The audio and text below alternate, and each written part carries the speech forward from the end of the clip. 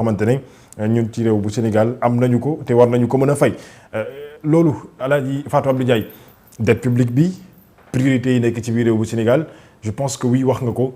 l'énergie des autorités ci loolu la ñu ko war a mën a focaliser plutôt que de parler de la politique bi nga xamante ne dañ ñëw ci kanam. et loolu sax da nga naan leen te yenn saa yi da nga leen di yërëm parce que loo mën ci wax nag ils font l'effort elles les autorités de payer cette dette boo xamante ne li ñu naan qui hérite d'un pays hérite de ses problèmes moo tax boo yoree nga war a fexe ba yor bi set te sell ngir ki nga koy bàyyil bu ñëwee moom dafay nekk rek une continuité mais malheureusement ñoom dañoo ñëw nañu.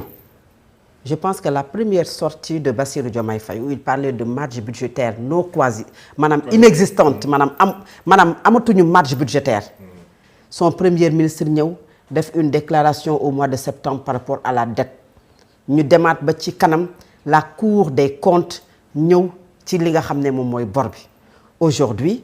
il y a un document boo xam ne jóge ci un service du ministère des Finances nga xamante ne tey moom mooy lu ñeel wàllu bor bi muy un service boo xamante ne foofu la jógee ñu ñëw ci li nga xam ne moom mooy bor boobu leeral ko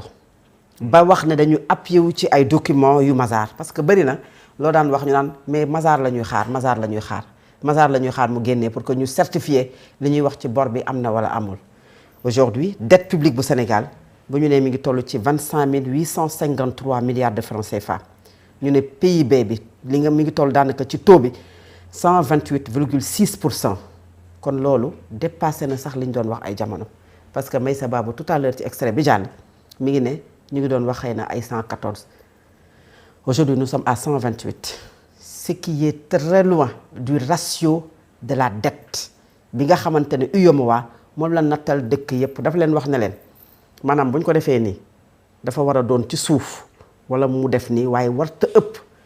téeméer boo jël 70 muy le ratio de la dette bi nga xam ne moom moo boot dëkk yépp nga xamante ne tey ñu ngi tënk ci UEMOA te bu ñu waxee koom ci tënk ci dëkk yooyu mooy loolu moom moo leen tënk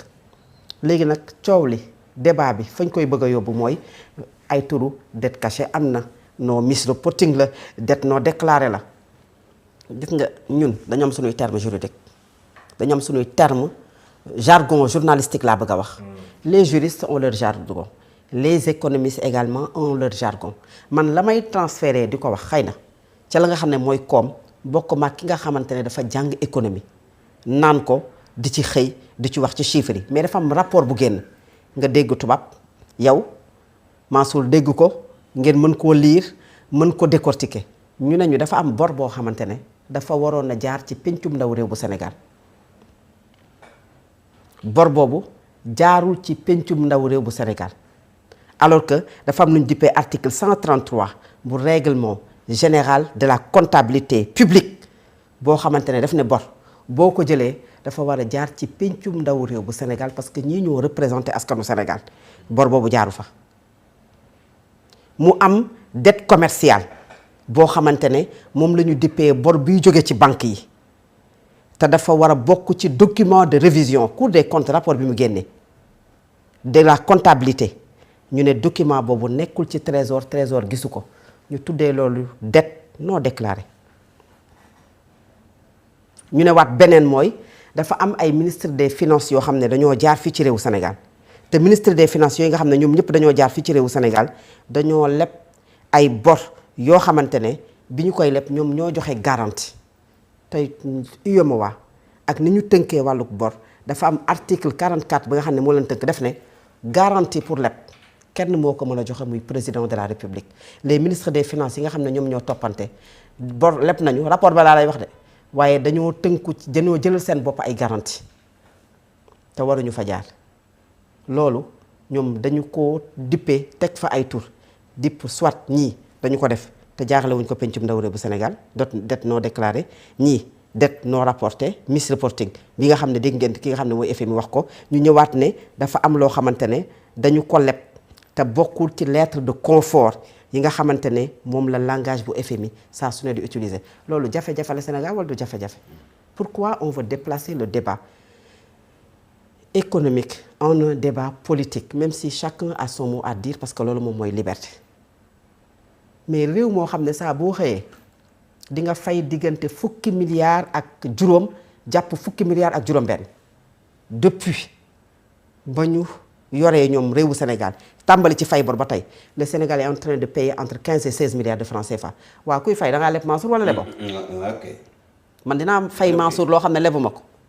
su ma ñëwee leb ko 100 000 francs dama koy fay mais su ma xëyee suba teel jox ko ne ko dama lay fay bor dina ne ma ku la lebaloon kenn du fay loo lebul le ministre des finances ak le ministre de l'économie Abdourahmane Sarr ak ñi fi jaar ñëpp da ngay dégg seen déclaration Sénégal chaque jour ñu ne bañ nañ ko ba ñun li ñuy fay mais loo ci gis mais dañuy leb di fay moom moo tax parfois ngay dégg ñu naan taux bi ñu lebee baaxul anam gi ñu lebee baaxul parce que xam nga loolu amu fi Sénégal loolu amu fi dafay nekk dañoo fee liggéey wala dañoo fee am gafa googu le plus souvent moom ngay dégg ñu naan kat le marché obligataire mooy Sénégal mi ngi dem di lebi pour après muy ñëw ci loolu muy leb xëy na terme bi sax du rafet ngi naan leb bor fay bor mais li ñuy fayee noonu am na ci loo xam ne dafa am fu ñu koy jëlee pour fay ko foofu la réewu Sénégal toll ils veulent déplacer le débat man boo déggee débat boo xam te ne tout le temps oui diw nee na dette cachée il n'existe pas de dette cachée diw weddi na ko bu nit toogee sax daan ne dette cachée am na ñu daal di koy tàccu daan ne diw sax nee na confirmé na Ousmane Sonko bu nit ne dette cachée amul ñu ne diw weddi na ko ça ce n'est pas le débat est que le Sénégal ak loo ci mënti wax que ça soit avant muy nekk ci Ousmane Sonko et aujourd'hui sous Al Amin Lo mi ngi defi effort mi ngi leb fay ay borom on n'attend pas le Fonds monétaire international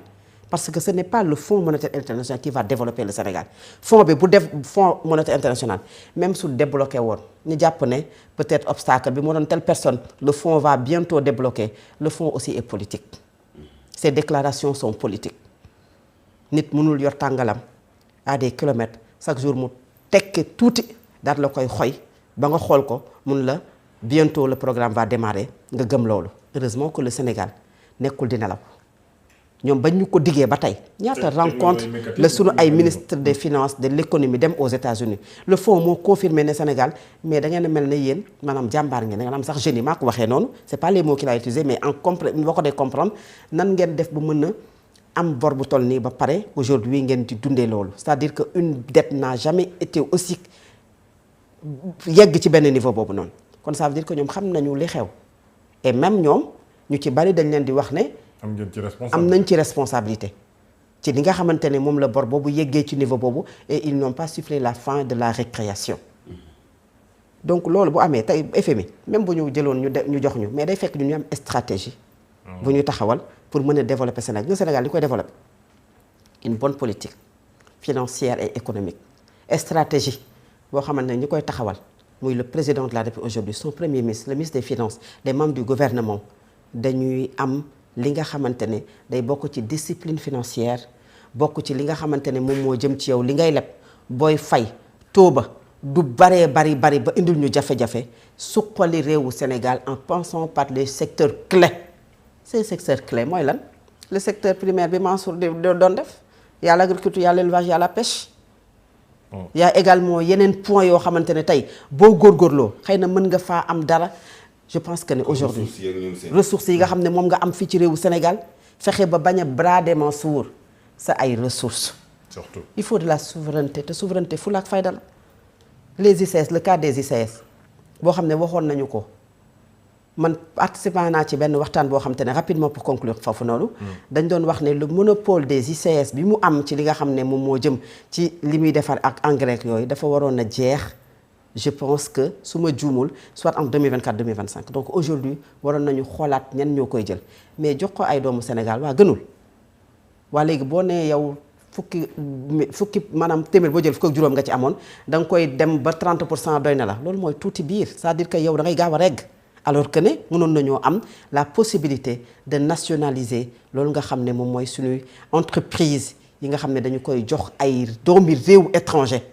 comme la compagnie sucrière bu Sénégal 1972 ak léegi 54 ans les ICS encore plus de 20 ans c'est trop. en tout cas lu ñu ci mën a et ça ne développe pas notre pays. lu ñu ci mën a jàpp El Hadji Mansour mooy ci wàllum koom réew gu Sénégal c'est vrai que depuis le début ñu ngi wax wàllum dette ak jafe-jafe koom waaye l'État tient toujours à travers les mécanismes yi nga xamante ne teg na ko sur place mais ci lu jëm ci wàllum koom moom El Hadji jos na ci lu bëri yoo xamante ne war nañ ko jooyanti. waaw des na lu ñu war a jooyanti mais dafay aju ci volonté politique malheureusement ñi nga xam ni ñoo ñooy utiliser comme ni ko Fatou waxee sànq termes yi muy économistes yi noppi wuñu pour sénégalais yi comprendre ñoom li ñu jàng et ñiy doxal jiite itam ni ñoo yor koom-koom gi noppi wuñu pour sénégalais yi comprendre dette cachée dette non déclarée lépp ci jibay état la jëm bu état bii fi nekk nii noppiwul woon pour fay loolu bon da koy fay parce que état la mais solo si mooy sénégalais bi nekk Fongolimbi ki nekk or ko jéwee ñu ni ko Sénégal